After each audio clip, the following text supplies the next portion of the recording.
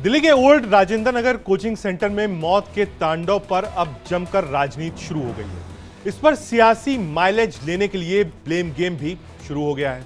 नमस्कार, मैं हूं राकेश टंडन और आप देख रहे हैं देश का सबसे पसंदीदा डिबेट शो सबका हिसाब होगा। 3 छात्र जो आईएएस बनने का सपना सजोए अपना घर बार छोड़ सैकड़ों मील की दूरी तय कर दिल्ली पहुंचे थे। उनको सड़े हुए सिस्टम ने लील लिया। अब इस मुद्दे को हमारे सियासतदार संसद से सड़क तर उठा रहे हैं, एक दूसरे पर आरोप भी लगा रहे हैं, एक्शन भी लिया जा रहा है। लेकिन यह सब तब हो रहा है जब 3 छात्रों ने अपनी जान गंवा दी है। क्या इसे रोका नहीं जा सकता था? दिल्ली के नॉर्थ कैंपस इलाके में कुकुम सत्ते की तरह फैले कोचिंग सेंटर में प्रशासन के कितने नियम फॉलो किए जाते हैं, ये इंडिया डेली के रियलिटी चेक में हमने आपको लगातार दिखाया है। इन संस्थानों में भी कभी कभी कोई हादसा हो सकता है। क्या हम और हादसे के लिए तैयार हैं? बहरहाल ऐसे में सवाल उठता है, पहला, आईएएस बनने का सपना क्या सिस्टम ने डुबो दिया है? दूसरा, होनहारों की मौत का मुद्दा क्या सियासत में हो चुका है? अब सड़क से संसद तक श्रेय लेने की होड़ भी मच गई है। इसी मुद्दे पर आज चर्चा करेंगे और हमारे साथ एक लंबा चौड़ा पैनल होगा, लेकिन उससे पहले एक रिपोर्ट देखिए।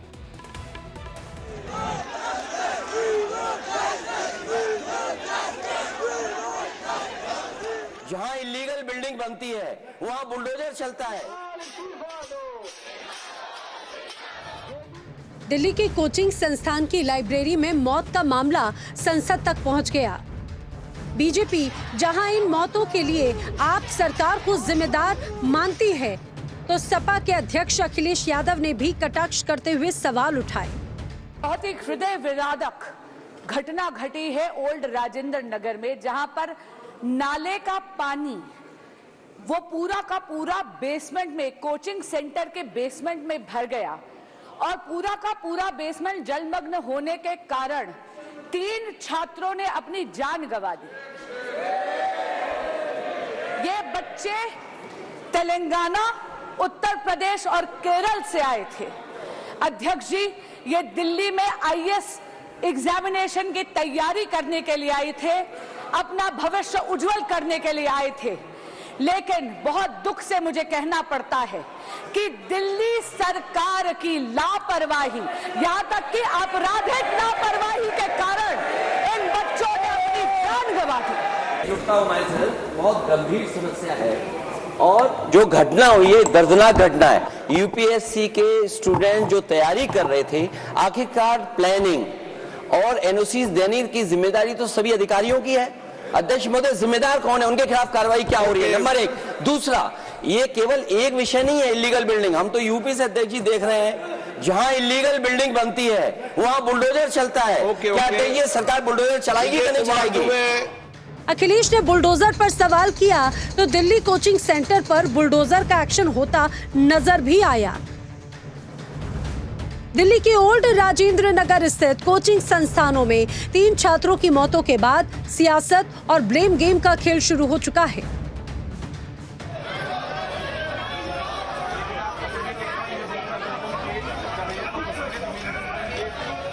जब सड़क पर छात्र उतरे तो दिल्ली के लेफ्टिनेंट गवर्नर भी छात्रों को सांत्वना देते हुए नजर आए। घटना के बाद प्रशासन की नींद खुली। आनन फानन में कई कोचिंग सेंटर्स का मुआयना किया गया और उन्हें सील करने का काम शुरू हुआ। पॉलिटिशियंस 2 मिनट आते हैं, अपने बाइट देते हैं और चले जाते हैं। हम स्टूडेंट्स हैं, हम पूरे साल रहते हैं। आप हमसे बात करिए। आप बात करने ही नहीं आ रहे हैं, क्यों नहीं आ रहे हैं? आप स्टूडेंट्स का डिमांड तभी जान पाएंगे ना जब आप हमारे बीच में आएंगे। और क्या हम यहाँ के वोटर्स नहीं है क्योंकि हम आउट स्टेशन है इसलिए आप बात करने नहीं आ रहे हैं हमसे? क्या because we are not the vote bank. हम पिछले 2 दिन से यहाँ बैठे हुए हैं, कोई ऑफिशियल हमसे मिलने नहीं एमसीडी का। आप देख सकते हैं हर जगह गंदगी है। अभी मौसम अच्छा हो रहा है, अगर आधे घंटे 1 घंटे बारिश हो जाए आपको भी हालत दिख जाएगी कितना पानी भर जाता है यहाँ पे। कोचिंग सेंटर में मौत के मामले में संसद से सड़क तक सियासत हो रही है, लेकिन उन लाखों छात्रों के भविष्य को लेकर आखिर रोड मैप क्या है, इस पर कोई चर्चा नहीं होती। इसी पर है आज सबका हिसाब होगा। जिम्मेदारी कौन लेगा? लोग दूर दूर से दिल्ली आते हैं, पढ़ाई करने आते हैं, सपना लेकर आते हैं कि वो सिविल एग्जामिनेशंस क्रैक करेंगे, आगे बढ़ेंगे। वो सपने क्या पानी में बह गए? बेसमेंट में जमींदोज हो गए? इसी पर आज बहस करेंगे। हमारे साथ बातचीत करने के लिए शुभेंदु शेखर अवस्थी प्रवक्ता भारतीय जनता पार्टी की तरफ से जुड़ रहे हैं, अनुज अत्रे प्रवक्ता कांग्रेस पार्टी की तरफ से जुड़ेंगे, संजीव नासियार प्रवक्ता आम आदमी पार्टी की तरफ से, प्रोफेसर भुवन जोशी प्रवक्ता समाजवादी पार्टी की तरफ से, AK शर्मा पूर्व चीफ दिल्ली फायर सर्विसेज की तरफ से और समीर चौगंकर वरिष्ठ पत्रकार हमारे साथ हैं। मैं आपसे शुरू करना चाहता हूं संजीव जी। संजीव जी, जिम्मेदारी ये किसकी है, थोड़ा इसको तय करके बता दीजिए। अगर पानी जा रहा है, बेसमेंट में इलीगल्स चल रही हैं, लाइब्रेरीज चल रही हैं, क्लासेस चल रही हैं, तो इसकी जिम्मेदारी किसकी है? अगर दर्शक समझना चाहे, देश में बैठे लोग समझना चाहें कि नहीं भाई जिम्मेदारी तय हो कि ये जिम्मेदारी किसकी है, कौन इसको चेक एंड बैलेंस देखेगा? क्या इस हादसे का हम इंतजार कर रहे थे? उन 3 बच्चों के लिए जिम्मेदारी किसकी है? देखिए, सबसे पहले तो इससे दर्दनाक हादसा कभी हो नहीं सकता। उन तीनों बच्चों की आत्मा की शांति के लिए, उनके परिवार को शक्ति मिले, इसके लिए सबसे पहले तो मैं अपनी तरफ से उनको सांत्वना और इस कष्ट की घड़ी में जो उनके परिवार पे बीत रही है उसके लिए हम उसमें शरीक हैं। स्वाभाविक तौर पे देश की राजधानी में इस तरह की घटना हो, ये इससे दुखद बात कोई नहीं हो सकती है। लेकिन सबसे इंपॉर्टेंट बात यह है कि वो ऑफिसर्स जिनकी डायरेक्ट रिस्पॉन्सिबिलिटीज बनती है, उनके व्यवहार में ऐसा बदलाव पूरे हिंदुस्तान में जितनी भी सरकारें हैं, दिल्ली इज द एक्सेप्शन, कि दिल्ली के अंदर ऑफिसर्स चुनी हुई सरकार के मंत्रियों की और मुख्यमंत्री के निर्देशों का पालन नहीं करते हैं। 6 फरवरी को मीटिंग बुलाई जाती है, 13 फरवरी को मीटिंग बुलाई जाती है, ऑफिसर्स नहीं आते हैं, चीफ सेक्रेटरी नहीं आते हैं। इसकी वजह सबसे बड़ी ये है कि भारतीय जनता पार्टी ने एक बड़ी साजिश के तहत दिल्ली वालों को इस लेवल पे प्रताड़ित करने के लिए, आपको ध्यान होगा, सर्वोच्च न्यायालय ने शुभेंदु जी एक रिप्लाई दे दीजिए छोटा सा। आ रहा हूं शुभेंदु जी, अधिकारी जब रिपोर्ट ही नहीं कर रहे हैं मंत्री को, दिल्ली सरकार को, तो ये जिम्मेदारी तो फिर बीजेपी की हो गई ना। बच्चे मर गए यहाँ पे, आप मजाक बना रहे हैं, आपने नाले साफ किए, आप क्या बात कर रहे हो यहाँ पे दसियार साहब? शुभेंदु जी, इस दुख की घड़ी में राजनीति मत कीजिए, इस दुख की घड़ी में राजनीति मत कीजिए, आपको शर्म आनी चाहिए। आपने लेफ्टिनेंट गवर्नर के माध्यम से अध्यादेश लाके सेंट्रल गवर्नमेंट ने सर्वोच्च न्यायालय के फैसले को पलट दिया। सर्वोच्च न्यायालय ने सर्विसेज को जो है वो चुनी हुई सरकार को दिया था। चुनी हुई सरकार के साथ आप चिट्ठी अधिकार छीनने का पाप, और इसी वजह से हम पिछले 11 साल से सत्ता में हैं, कभी दिल्ली के अंदर ऐसा हालात पैदा नहीं हुए। ये लोग एक साजिश के तहत दिल्ली वालों को प्रताड़ित कर रहे हैं। दिल्ली में जब पानी की कमी होती है तो भारतीय जनता पार्टी की जिम्मेवारी है। दिल्ली में जिस तरीके से डिसिल्टिंग को लेकर मंत्री जी ने जारी किया है, ऑफिसर जितने रिस्पॉन्सिबल है और लेफ्टिनेंट गवर्नर पूरी तरीके से राजनीति कर रहे हैं, आपको शर्म आनी चाहिए शुभेंदु जी। आपकी पार्टी सिवाय राजनीति के और कुछ नहीं कर रही है। आपको उस कष्ट के अंदर खड़ा होना चाहिए। वो जो बच्चे हैं वो आप और हमारे बच्चे हैं, आप उनके परिवार के साथ क्या बीत रही है, आप राजनीति कर रहे हैं। दिल्ली के अंदर आपका कोई भी सांसद, ठीक है, आ रहा हूं, एक बार अनुज को जोड़ लेते। अनुज, ये जो पूरा मामला है, ये मामला ब्लेम गेम का हो गया। आम आदमी पार्टी और भाजपा को आपने सुना ही है, 3 बच्चे हमारे बीच में नहीं है, और ये बहुत शर्म की बात है कि दिल्ली राजधानी है देश की, यहां लोग पढ़ने आते हैं, व्यापार करने आते हैं, सरकारी काम करने आते हैं, यहां पर पानी भर जा रहा है, बच्चों की मौत हो जा रही है। सोचने वाली बात है। कोई आदमी अगर वॉशिंगटन में बैठा होगा, लंदन में बैठा होगा, और वो ये खबर देखेगा, ये खबर पढ़ेगा, उसके दिमाग में क्या इमेज जाएगी?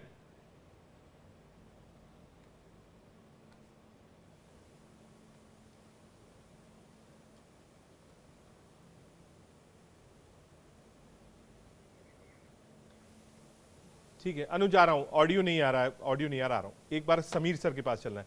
समीर सर, ये तो ठीक है भाई, आम आदमी पार्टी कहेगी साहब अधिकारी मुझको रिपोर्ट नहीं करते हैं, लेफ्टिनेंट गवर्नर को करते हैं, बीजेपी कहेगी आपकी सरकार है, एमसीडी आपके पास है, तो इसकी जिम्मेदारी लेगा कौन?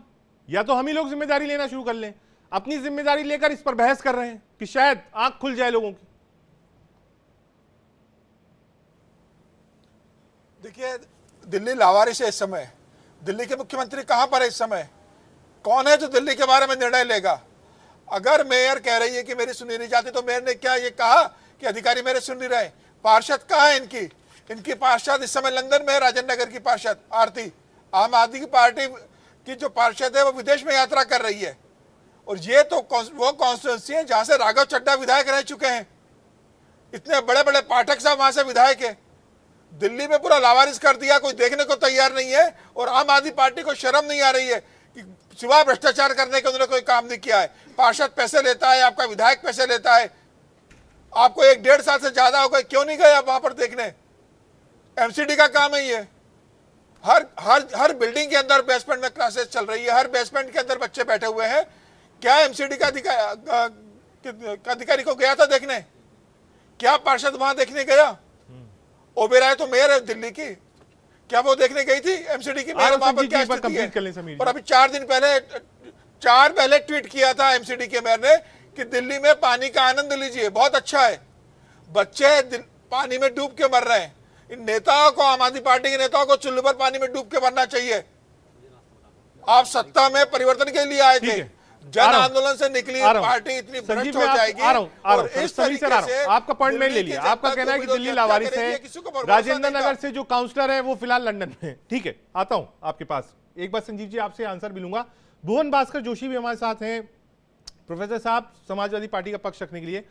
प्रोफेसर साहब, क्योंकि अखिलेश यादव ने युवा के समर्थन में इस मुद्दे को आज उठाया है और एक चिट्ठी भी लिखी है स्पीकर साहब को, समाजवादी पार्टी कैसे देखती है? हालांकि उन्होंने कंपेयर किया कि साहब यही स्थिति कुछ उत्तर प्रदेश में भी है।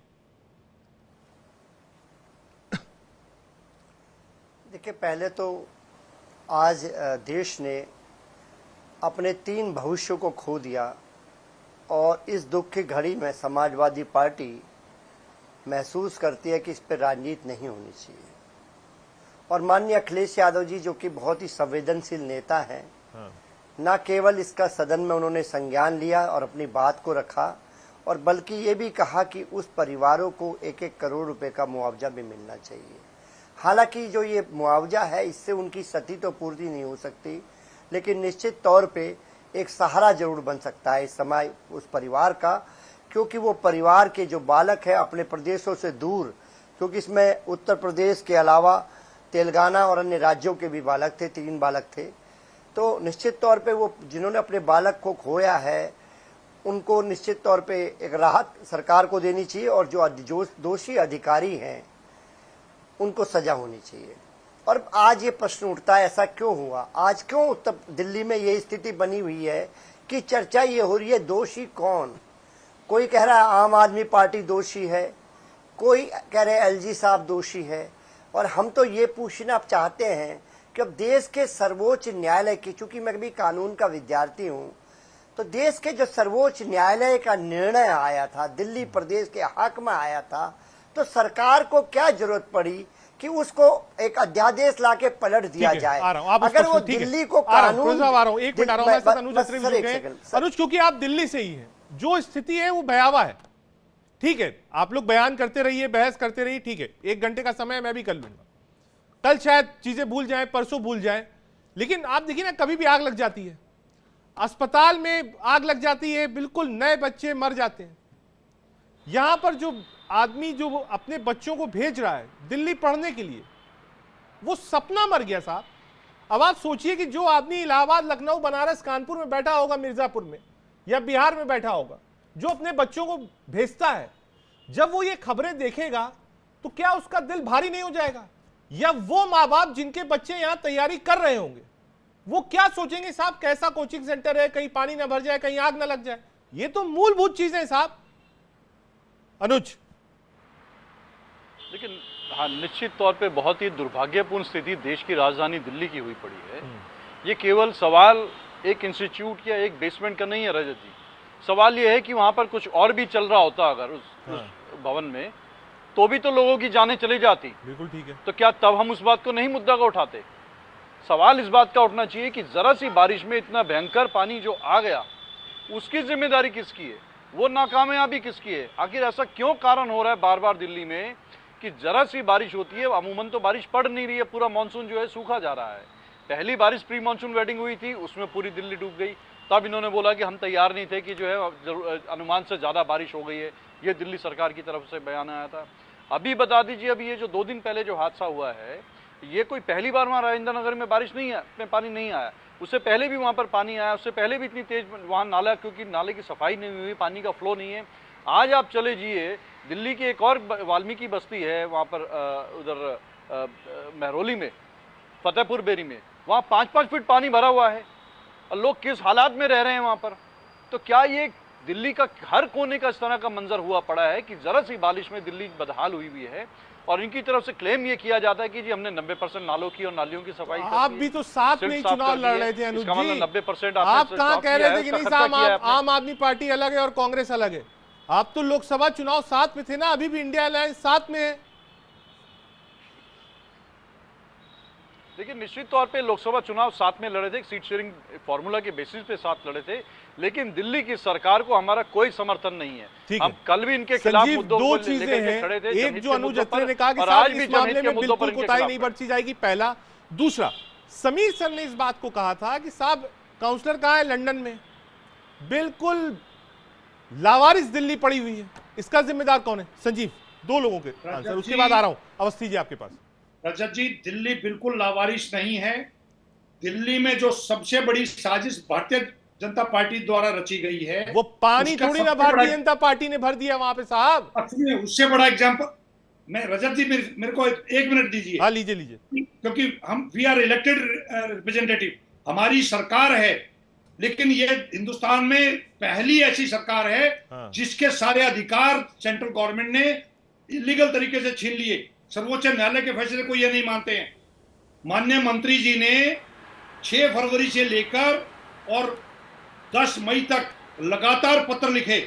कंपनी से जो चीफ सेक्रेटरी साहब हैं, बाकी ऑफिसर्स हैं, मीटिंग में नहीं आते हैं, और चीफ सेक्रेटरी साहब ने 5 जून को एक पत्र लिखा और उसमें अपडेट मांगी गई थी मंत्री जी द्वारा कि जो सिल्टिंग है सभी नालों की, उस पर आप अपडेट दीजिए।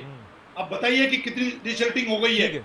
उन्होंने कहा संजीव जी कह रहे हैं कि साहब ये भेदभाव है, आपने सारी पावर्स अपने हाथ में रख ली है, तो आम आदमी पार्टी के मंत्री विधायक करें क्या? सब कुछ तो आपने लेफ्टिनेंट गवर्नर साहब को दे दिया है। ऑफिसर्स के खिलाफ एक्शन मांगते हैं। अवस्थी जी सुनिए, देखिए नसीर साहब संजीव जी अब सुन लीजिए आंसर। मैंने जो आपका सवाल था पढ़ा दिया, बीजेपी के प्रवक्ता आंसर देंगे। संजीव जी लेते हैं, संजीव जी सुना भी, मालिक बने बैठे हुए हैं, सुना भी करो, कभी कभी सुना भी करो। मेरा ये कहना है कि जब पानी की कमी थी, समर एक्शन प्लान तब आपने फरवरी के फर्स्ट वीक में होना चाहिए था। फरवरी, मार्च, अप्रैल, मई 26 को पहली मीटिंग करी, जब पूरी दिल्ली पानी को रो रही थी। तब भी हम चैनल पे आपके लोगों के साथ चिल्ला चिल्ला के कह रहे थे कि अभी मानसून को आने दो, अभी पानी के लिए रो रहे हैं, तब हम पानी भर जाएगा, क्योंकि नालों की चिल्लाओगे, बीच में मत बोलिए, बीच में मत बोलिए साहब। आपके बोला नहीं, मैंने आपके बीच में नहीं बोला, गलत बात है, ये बिल्कुल गलत बात है। हम आपके बीच में नहीं बोल रहे थे, आप बिल्कुल शांत होकर सुनिए तो फिर जवाब दीजिएगा। फिर अप्रैल के फर्स्ट वीक में मीटिंग होती है विंटर के लिए, और उसमें कितने नाले सफाई हुए इसकी लगातार 3 मीटिंगें होती हैं, 4 मीटिंगें होती हैं। एक मीटिंग नहीं करी आपने, मजाक कर रहे हो यहाँ पे सबके सामने। और उसके बाद अतिशी ने और सौरभ भारद्वाज ने, दोनों ने यहाँ पे एक पीसी खेल रहे थे आप लोग, और उसमें कह रहे थे कि हमने अब दिल्ली को साफ कर दिया, 90% पूरा साफ हो गया। तब कहां से आपने झूठ बोला था? क्या उस दिन पीसी में आप सब लोग झूठ बोल रहे थे क्या? दिन भर पीसी से आपको फुर्सत नहीं है। दिल्ली में पूरा का पूरा सिस्टम कोलैप्स कर गया है। अतिशी, दुर्गेश पाठक और जितने लोग हैं ये जुड़े हुए, शैली ओबराय, उनको रिजाइन करना चाहिए और गिरफ्तार होना चाहिए। ठीक है, आ रहा हूं एक बार फिर से समीर सर के पास। समीर सर, जो दिल्ली है उसका मॉडल थोड़ा अलग है अन्य राज्यों से, फुल फ्लेजेड स्टेट का दर्जा नहीं है, पहले भी ऐसा था। लेकिन क्या आपको लगता है कन्फ्रंटेशन इतना ज्यादा बढ़ गया है केंद्र सरकार में और दिल्ली सरकार में, इसके कारण जो दिल्ली वासी हैं वो परेशान हो रहे हैं? देखिए, मैं आपका प्रश्न पूरा नहीं सुन पाया, लेकिन मैं जो समझ पाया उसके मेरे हिसाब से ये कहना चाहता हूं कि देखिए, अरविंद केजरीवाल का पूरा ध्यान एलजी से लड़ाई लड़ते रहो, केंद्र सरकार से लड़ते रहो, सबसे लड़ो, दिल्ली का विकास मत करो। पहले कहते थे कि मेरे पास आधी दिल्ली है, एमसीडी आ जाएगी तो मैं दिल्ली में चमत्कार कर दूंगा। अब जनता ने एमसीडी भी आपको दे दी। अब एमसीडी की क्या हालत है? पहले आप कहते थे मुझे दिल्ली की सरकार दीजिए, मैं दिल्ली को सोने की चिड़िया बना दूंगा, दिल्ली में पानी की समस्या नहीं रहेगी। लोग पानी के लिए दिल्ली में तरस रहे। आप देखिए, जल बोर्ड इनके पास है, पीने का पानी लोगों को नहीं मिल रहा। अभी हम सब ने पूरे हिंदुस्तान ने देखा कि 1.5 महीने पहले दिल्ली की जनता पानी के लिए कैसे तरस रही थी। पानी के टैंकर माफियाओं के सामने जनता कैसे गिड़गिड़ा रही थी पानी के लिए। जल बोर्ड तो इनके पास है ना, उसमें तो केंद्र का कोई दखलंदाजी नहीं है। दिल्ली की जनता को ये पानी दे नहीं सकते। पानी ज्यादा पड़ता है तो दिल्ली की जनता को ये डूबने से बचा नहीं सकते। नाले की सफाई नहीं करते। ऑडिट कराया क्या अरविंद केजरीवाल ने? इतना पैसा मिलता है एमसीडी को, कहाँ गया? दिल्ली सरकार को इतना पैसा मिलता है केंद्र सरकार से, वो कहाँ गया? क्या सिर्फ भ्रष्टाचार करने के लिए अरविंद केजरीवाल की सरकार है और मुख्यमंत्री जाके जेल में बैठे हुए? अगर बंद कर दिया है आपको तो आप इस्तीफा दीजिए ना, मुख्यमंत्री दीजिए। एलजी को अगर बात करनी हो तो किससे बात करेंगे? कैबिनेट की बैठक करना होगी तो मुख्यमंत्री नहीं है, कैबिनेट की बैठक कैसे होगी? संजीव एक बार आंसर दे दीजिए, भुवन भास्कर जोशी जी के पास से निपटने के लिए संजीव एक बार आंसर नहीं है। रजत जी, हमारे 20 राज्यों के मंत्री भारतीय जनता पार्टी के या दूसरी पार्टियों के, एक भी मंत्री ऐसा बता दें जिसने डीसिल्टिंग को लेके अपने ऑफिसर्स को इतने पत्र लिखे हो, इतनी बार रिक्वेस्ट की हो और रिप्लाई आया। जो अभी पत्रकार महोदय कह रहे हैं, ये चीफ सेक्रेटरी ने बोला है कि 85% डीसिल्टिंग हो चुकी है। उसके बिहाफ पे हमारी स्टेटमेंट है। आज ऑफिसर जो रिस्पॉन्सिबल हैं उनके खिलाफ हम एक्शन लेते हैं। लेफ्टिनेंट गवर्नर साहब उसको एक्सटेंशन देते हैं। चीफ सेक्रेटरी को 2 बार एक्सटेंशन दे चुके हैं। हम बार बार कह रहे हैं कि चीफ सेक्रेटरी के माध्यम से दिल्ली सरकार को फेल करने की साजिश लेफ्टिनेंट गवर्नर रच रहे हैं, लेकिन उनको रिटायरमेंट के बावजूद उनको एक्सटेंशन पे एक्सटेंशन दी जा रही है। ठीक है, दिल्ली में मुख्यमंत्री क्यों नहीं है? दिल्ली बिना मुख्यमंत्री के क्यों है? आप जवाब दीजिए ना। 1 मिनट भी नहीं लगाई थी। दिल्ली की जनता को मुख्यमंत्री की जरूरत नहीं है। कौन पहुंचा? लेफ्टिनेंट गवर्नर साहब तो नेक्स्ट डे गए हैं। सबसे पहले मेयर साहिबा वहां पहुंचती हैं। मेयर साहिबा और हमारे सारे विधायक और सारे। ठीक है, आ रहा हूं। हमारे साथ AK शर्मा, चावला कहाँ है आपकी कॉर्पोरेटर? दिल्ली से भी जुड़ रहे हैं। कॉर्पोरेटर कहाँ पर है? समीर सर, संजीव जी आ रहा हूं, एक मिनट रुकिए, एक बार जरा शर्मा सर के पास चलना। शर्मा सर, बहुत स्वागत है आपका। थोड़ा आप लेट आए तो आपको बता दूं, हम डिस्कशन यही कर रहे थे। तो कन्फ्रंटेशन है, आम आदमी पार्टी सरकार कह रही कि नहीं साहब हमारे पास पावर्स नहीं है, हमारे अधिकारी सुनते नहीं है, हम काम कैसे करें। बीजेपी कह रही साहब पहले सरकार भी ले लीजिए, एमसीडी भी ले लीजिए, काम तो करिए। मैं सर पॉलिटिक्स से थोड़ा अलग आपसे समझना चाहता हूं। जो दिल्ली की सिचुएशन है, होटल्स में करोल बाग में आग लगती है, दिल्ली में जो अस्पताल था हमने देखा उसमें आग लगी, छोटे छोटे बच्चे थे उनकी मृत्यु हो गई, पानी भर जाता है, एस्पिरेंट IAS एस्पिरेंट 3 बच्चों की मौत हो गई। इसका रूल बुक क्या कहती है? क्या वो रूल बुक आज चेंज नहीं हुई समय के हिसाब से, इसलिए ये दिक्कत है? क्या उस रूल बुक को दिल्ली के लोग फॉलो नहीं कर रहे हैं, इसलिए ये हादसे हो रहे हैं? आपका अपना एक्सपीरियंस क्या कहता है सर? शर्मा सर।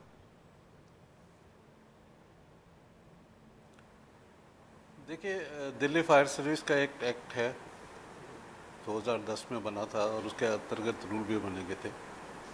और उस वक्त में प्रावधान है, सर्टन बिल्डिंग जो हैं वो आइडेंटिफाइड हुई हैं जिसमें कि फायर सेफ्टी के प्रावधान होने चाहिए। और वो प्रावधान कैसे होने चाहिए? वो बिल्डिंग बायलॉज और NBC के हिसाब से। तो जो बिल्डिंग आइडेंटिफाइड हुई हैं उनको ये प्रावधान जरूरी है। और उसके बाद जो है वो they can come to the authority for obtaining a fire safety certificate. Now this does not mean, ये कहीं नहीं है कि जो बिल्डिंगें इसमें आइडेंटिफाई नहीं हुई हैं, जैसे मान लीजिए कॉमन घर ही है, छोटा सा घर है, तो उसमें क्या प्रावधान नहीं होने चाहिए? तो लोगों को वो अपने आप प्रावधान करने पड़ेंगे। कुछ बिल्डिंग्स और जैसे टेम्परेरी स्ट्रक्चर्स हैं उनको सेल्फ रेगुलेशन में रखा गया है ताकि उसकी गाइडलाइन दी हुई है, जो ऑक्युपायर है, जो ओनर है, वो उनको प्रावधानों को अपने यहाँ लगाए और उसकी डिक्लेरेशन अथॉरिटी को दे दे। तो ये सारा सिस्टम रूल्स एंड रेगुलेशंस पे चलता है, जिसके तहत NBC और बिल्डिंग बायलॉज के प्रावधानों के अंतर्गत इसमें फायर सेफ्टी के अरेंजमेंट किए जाते हैं। ठीक है, आ रहा हूं भुवन भास्कर जोशी जी के पास। जोशी, ये एक टिप्पणी वाइस प्रेसिडेंट की चेयर से भी आ जाई। उन्होंने कहा साहब ये जो कोचिंग सेंटर्स हैं वो बिल्कुल बिजनेस सेंटर्स बन गए। अब वो नहीं रह गई कि साहब गुरु और शिष्य वाली परंपरा कहीं खत्म होती दिखाई पड़ती, पहला। दूसरा, क्या इतना ज्यादा कमर्शलाइजेशन आ गया है कोचिंग सेंटर्स में खास तौर पे कि वो अब बच्चों की तरफ नहीं देख रहे हैं, क्या पढ़ा रहे हैं, किस तरह पढ़ा रहे हैं, कहां पढ़ा रहे हैं, किस स्थिति में पढ़ा रहे हैं, ये भी नहीं देख रहे हैं। वो सिर्फ हेड काउंट कर रहे हैं कि नहीं साहब इतने बच्चे हमें चाहिए। जोशी जी। देखिए, एक शिक्षक होने के नाते मैं ये पाता हूं आज के समय में जो कोचिंग है वो कौन बेटर कोचिंग है, वो इससे पता चलता है कि किसमें बच्चे ज़्यादा निकल पा रहे हैं, जो भी कोर्स वो करा रहे हैं या जिसमें वो ट्रेनिंग दे रहे हैं। उस आधार पर उसका एक खाका तैयार होता है और एक होड़ सी मच जाती है समाज में, पेरेंट्स और स्टूडेंट के बीच में, कि वहाँ एडमिशन ले जहाँ रेशो ज़्यादा है सक्सेस का। तो अब जब सक्सेस का रेशो जहाँ होता है तो नेचुरल वहीं भागते हैं और उस संस्थान में एडमिशन्स की संख्या जो उनके साधन है उनसे ज़्यादा हो जाते हैं। तो इसका कारण मैं जितना अपने अब 30 साल के पॉलिटिकल और अपने एजुकेशनल कैरियर के हिसाब से जितना मैं समझ सकता हूँ, इसके पीछे एक कारण भी है। लेकिन पॉलिटिकली इसका हल ये निकलता, अगर राज्य को पूरी ताकत दे दी होती, आज सारा दोषारोपण केवल आम आदमी पार्टी में हो जाता। लेकिन आज दोषारोपण और वो नहीं हो पा रहा। वो इसलिए नहीं हो पा रहा है क्योंकि आज जो सुप्रीम कोर्ट का जो निर्णय आया था उसको चुनौती दे दी है, किन्होंने उनको चुनौती दे दी है, एलजी साहब, मतलब भारतीय जनता पार्टी की सरकार ने, और एलजी साहब के रूप में वहां पर एक अधिकारी हैं। ये तो पहले से जो सीमाएं हैं वो पहले से बहुत डिवाइडेड है। शीला दीक्षित जी भी चीफ मिनिस्टर थी, वो भी एक दायरा था। आप कहीं साहब उस समय दायरा नहीं था दायरा, हो सकता है दायरे में थोड़ी बढ़ोतरी आई हो। ये कहना कि साहब फुल फ्लेजेड स्टेट दिल्ली था, सारी पावर्स चीफ मिनिस्टर की चेयर के पास थी, गलत होगा कहना। मैं थोड़ा सा और एज ए लॉ स्टूडेंट भी आपको बताना चाहता हूं, जब सुप्रीम कोर्ट ने फैसला दे दिया, क्या जरूरत थी सरकार को कि एक नया अध्यादेश लाके उसको पलटने दिया जाए? उसको ताकत देने का काम कर रहा था। क्या दिल्ली स्टेट को अगर पावर मिल जाती तो इसमें क्या है? आज सरकार वहाँ आम आदमी की है, कल को कांग्रेस की हो सकती है, भाजपा की हो सकती है, सपा की हो सकती है। ये प्रश्न भारतीय जनता पार्टी, शुभेंदु शेखर अवस्थी जो बात कह रहे हैं भुवन भास्कर जी, वो कह रहे हैं कि साहब पावर नहीं है, कहा सारी पावर तो आपने ले ली, अब आप हमसे पूछो कि साहब आग क्यों लगी और पानी क्यों भरा, तो हम जवाब कैसे दें? भैया ऐसा है कि ऐसे तो सभी राज्यों में राज्यपाल हैं। हाँ। जब अच्छा होगा तो ये कहेंगे हमने किया है, और जब खराब हो तो ये हमारे पास पावर नहीं है। ये खाली आम आदमी पार्टी की, केजरीवाल जी की, उनके नेताओं की, उनके प्रवक्ताओं की नौटंकी है। समझ में नहीं आता कि नाले साफ नहीं कराते हो और स्टेटमेंट देते हो नाले साफ हो गए। आपको यदि किसी कोई अफसर कह दे आके कि आज दिन नहीं रात है, तो आप मान लोगे? आपने क्या चेक किया? आपका क्या सिस्टम है? मैं वीडियो भेज देता हूं मंत्री जी की मीटिंग का। देखा मैंने देखा है, मैं आपको मीटिंग भेज देता हूं। मैंने देखा है, उसमें मंत्री जी ने सारे दिखाए। आपके ऑफिसर जो लेफ्टिनेंट गवर्नर को रिपोर्ट करते हैं वो झूठ बोल रहे हैं, वो कह रहे हैं डिसल्टिंग हुई है। आपने क्या चेक किया? डिसल्टिंग हो गई है, लेकिन मंत्री जी ने ओपनली वीडियो चला के दिखाया है। मेरी बात सुनिए संजीव नसियार साहब, आप ये चिल्ला के बीच में चलेगा नहीं, आप बीच में चिल्ला के चलेगा नहीं। आप एक बात सुन लीजिए पहले मेरी बात, आप मेरी बात सुन लीजिए, सरकार ऐसी है, मेरी बात सुन लीजिए नसियार साहब, बात सुन लीजिए नसियार साहब, आपकी बात गलत है, ये मंत्रियों को नहीं बुलाते, गलत है ये। मंत्रियों आप मेरी बात सुन लीजिए, गवर्नर के पास पावर है क्या? बात सुन लीजिए, सरकार मेरी बात सुन लीजिए, आप मेरी बात सुन लीजिए। इस तरीके से नहीं चलेगा, इस तरीके से नहीं चलेगा, नहीं चलेगा। मैं शुभेंदु जी आपसे जानना चाहता हूँ, ये तरीका नहीं है गवर्नर को जो आपने पावर दी है, सर्वोच्च न्यायालय की आप नहीं मानते हैं, दिल्ली की तरीका नहीं डिबेट का, ये डिबेट का तरीका नहीं नसिया साहब। आप सीनियर प्रवक्ता हैं, आप सीनियर प्रवक्ता हैं, सुनना आना चाहिए आपके। शुभेंदु जी आप झूठ नेशनल टीवी पे बैठ के झूठ ना बोले। लेफ्टिनेंट गवर्नर को पावर हमने नहीं दे रखी है। नसियार साहब सुन लो, दे रखी है नसियार साहब, लेफ्टिनेंट गवर्नर को किसने अधिकार दिया है? भारतीय जनता पार्टी की सरकार ने दिया है। अरे आप जिस टॉपिक पे उसमें बोलिए ना, इसलिए आपकी रिस्पांसिबिलिटी है। आज आप सबसे पहले देखिए को सर्वोच्च न्यायालय ने दी थी। रजत जी मेरा अनुरोध है, एक बार अवस्थी जी कंप्लीट कर लें। मेरा कहना है एक बार अवस्थी जी को कंप्लीट कर लें दीजिए। फिर जो बात होगा करेंगे। उसके बाद अनुज आपके पास आ रहा हूं। अवस्थी कंप्लीट करिए, 1 मिनट दे रहा हूं।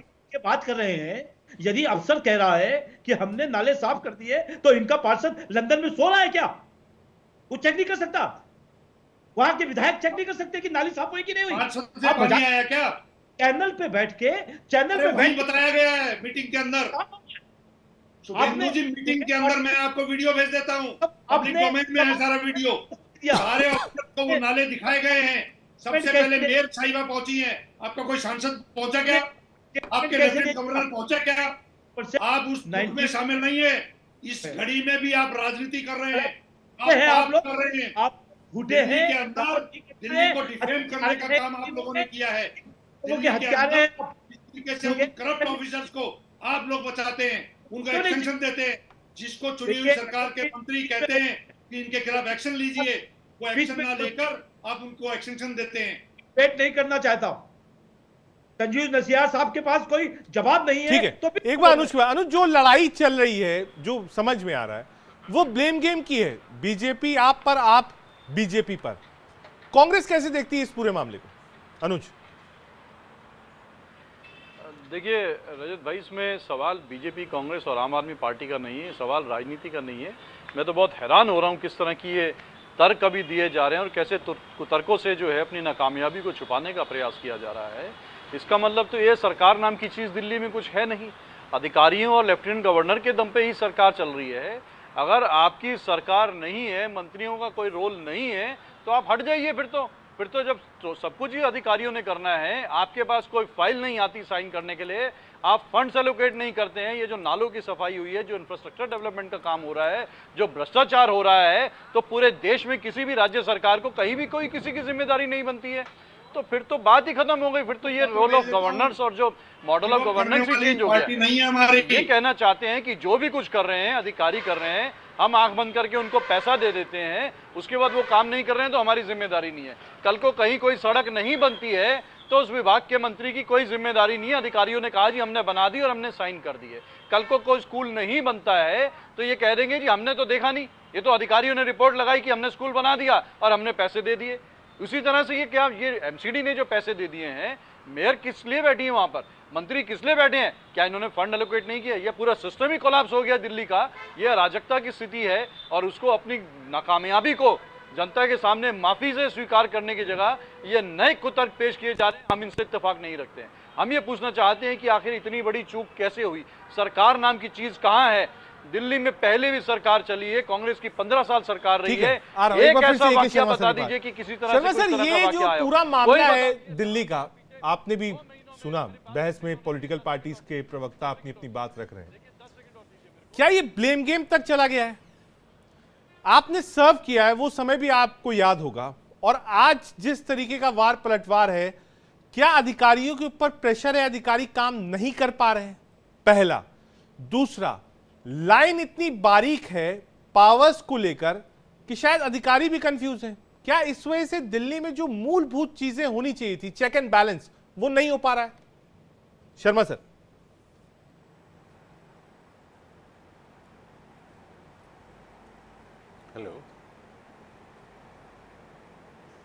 हेलो।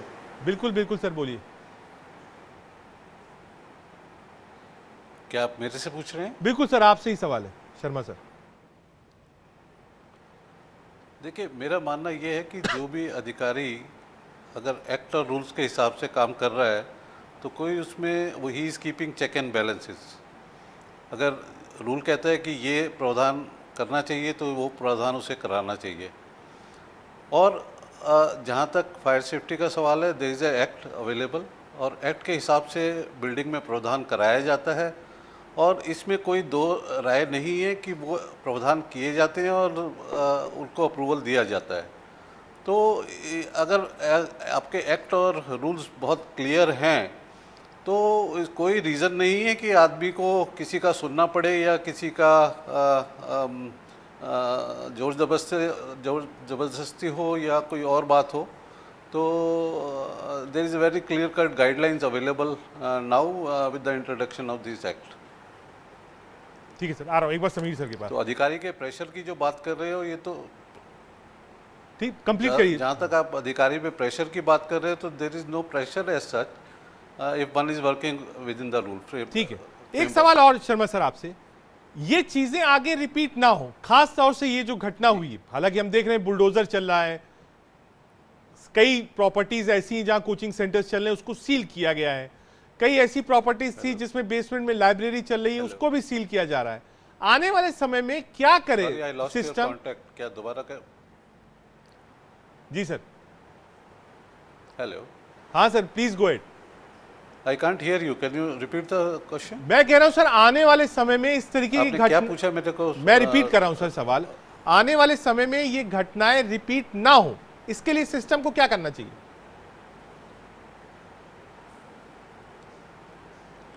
आप ये एजुकेशन बिल्डिंग में जो हादसा हुआ है उसकी बात कर रहे हैं? एजुकेशन बिल्डिंग में हादसा है, आग लग जा रही है होटल्स में, हॉस्पिटल्स में आग लग रही है, शॉर्ट सर्किट हो रहा है, उसके लिए क्या करें? देखिए, हमें हर एक इंसिडेंट से एक सबक लेना चाहिए और हमें जो भी रूल एंड रेगुलेशन जहाँ पर भी कमी पाई जाती है उनको अपग्रेड करना चाहिए समय के साथ साथ। जब तक हम रूल एंड रेगुलेशन को अपग्रेड नहीं करेंगे समय के साथ साथ, ये घटनाएं कम नहीं होंगी। तो जब हम जैसे जैसे हमारा एक्सपीरियंस बढ़ता है, हम एक सेट ऑफ रूल्स बनाते हैं विद टाइम फ्रेम, हमें और चीज़ें पता लगती हैं। जब तक हम उनको रूल्स में इनकॉर्पोरेट नहीं करेंगे, that is one way of addressing the issue.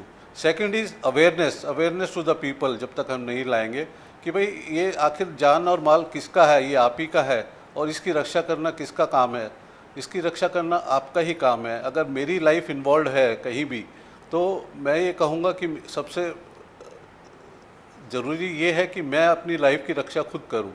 मैं किसी भी बिल्डिंग में जाता हूँ, क्या मैं टेक केयर करता हूँ कि यहाँ से अगर कोई इमरजेंसी होती है तो निकलने के रास्ते कहाँ हैं? तो ये हमको खुद देखना है, हमारे घर में रास्ते हैं या नहीं है, हमें जहाँ काम करता हूँ वहाँ पर रास्ते हैं या नहीं है, वहाँ पे फायर सेफ्टी के प्रावधान हैं या नहीं है। तो ये एक अवेयरनेस जब तक नहीं आएगी तब तक इन मामलों में कमी नहीं होगी। ठीक है सर, एक बार समीर सर के पास। समीर सर, ये तो ब्लेम गेम चलता रहेगा। अब जो लोग सपने लेकर दिल्ली आते हैं, वो 3 तस्वीरें भी हम दिखा रहे हैं और दिखाते हुए शर्म भी आ रही है कि साहब आदमी बैठा रह गया और सपने पानी में बह गए। शर्मा सर ने कहा कि एक पब्लिक अवेयरनेस भी होनी चाहिए, हम लोग सोचें अगल बगल क्या हो रहा, देखें, हम लोगों को भी जिम्मेदारी लेनी पड़ेगी इन सब चीजों की।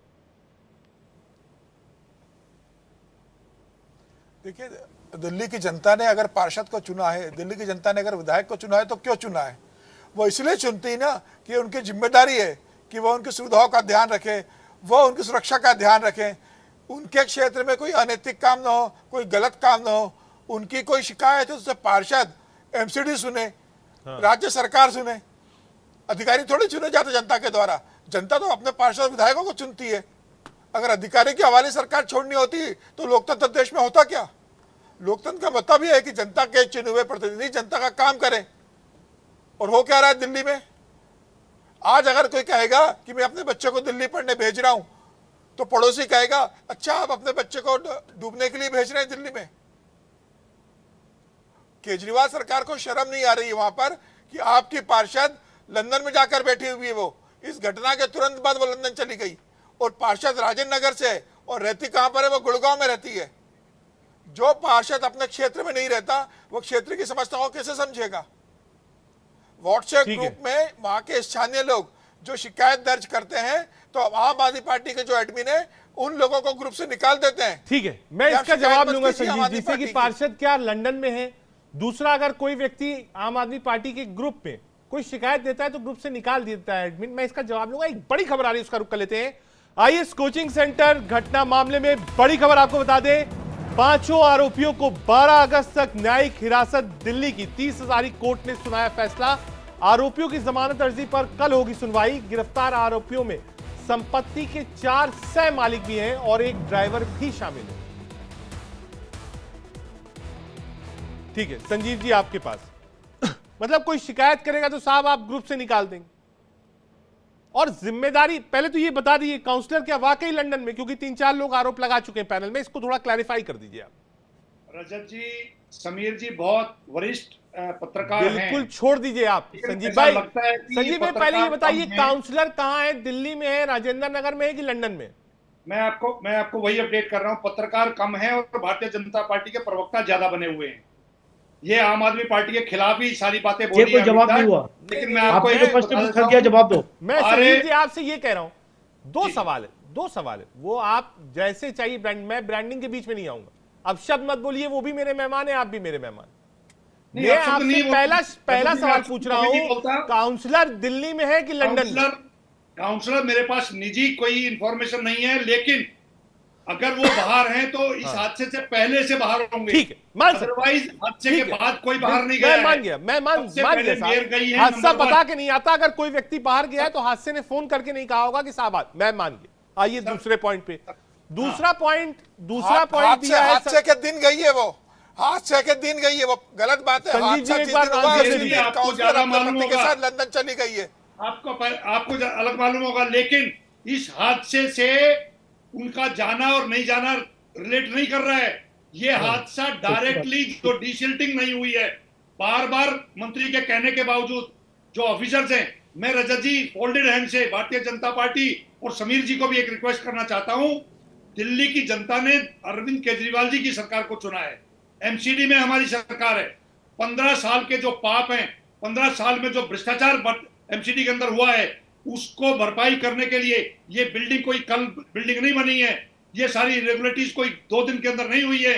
ये पुराना जो ढर्रा खराब कर रखा है। पार्षद को जांच करने में कितना टाइम लगता है? एक पार्षद को अपने क्षेत्र में देखने के लिए कि कानून का पालन हो रहा है कि नहीं हो रहा है, कितना टाइम लगता है? समीर जी, आप पार्षद गुड़गांव में रहती है, इसका जवाब दे दीजिए। दिल्ली की जनता ने जो सरकार चुन रखी है, मंत्रियों को उनको रिपोर्ट करना चाहिए या ऐसे आदमी को रिपोर्ट करना चाहिए जिसको दिल्ली की जनता ने नहीं चुना है? सर्विसेज सारी दिल्ली सरकार के पास होनी चाहिए। वो सर्विसेज छीनने का काम किसने किया? सर्वोच्च न्यायालय के फैसले को पलटा।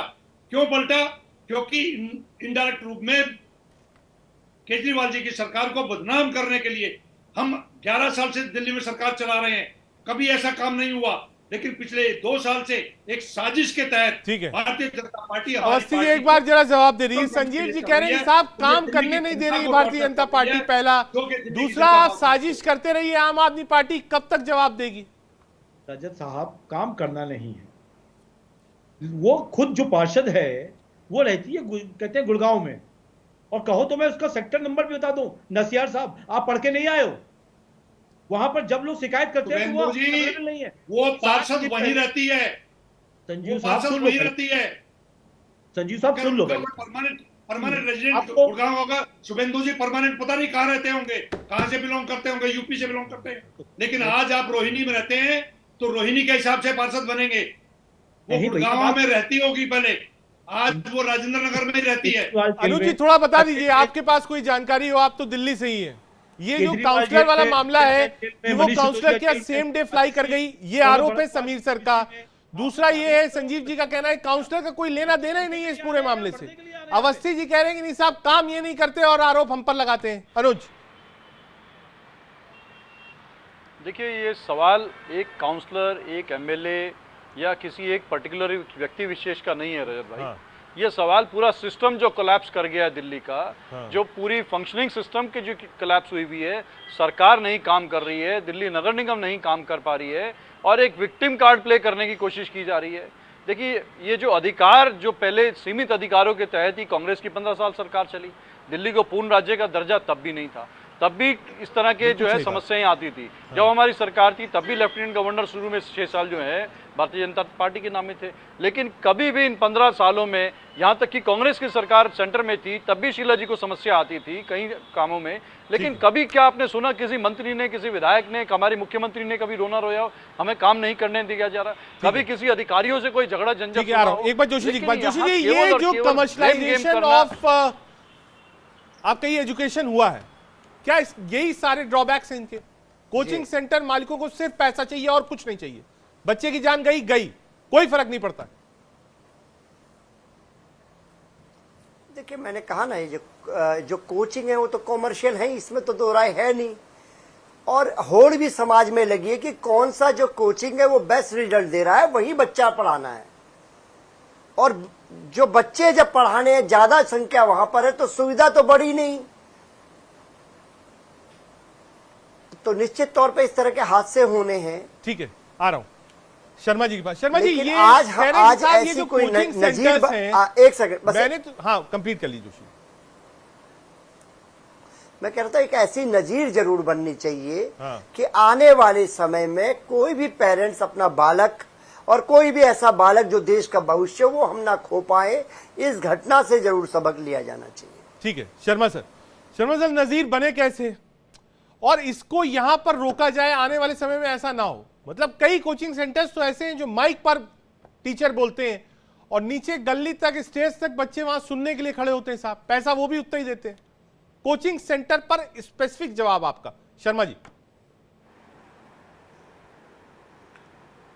देखिए, जब तक हम नंबर ऑफ स्टूडेंट्स जो पढ़ाए जा रहे हैं एक क्लास में उनको कंट्रोल नहीं करेंगे, तब तक ये हादसे अगर होंगे तो ये ऐसे रिजल्ट मिलेंगे आपको।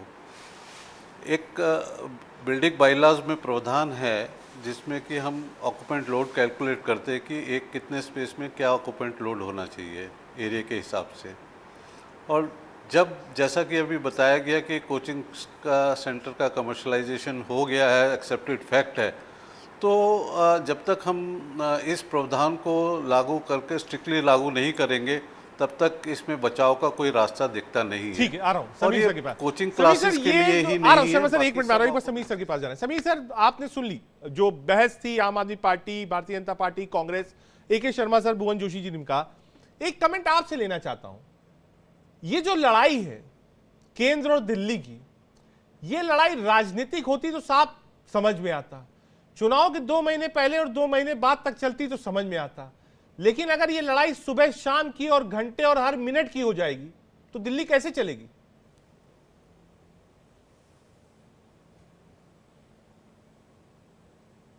समीर सर।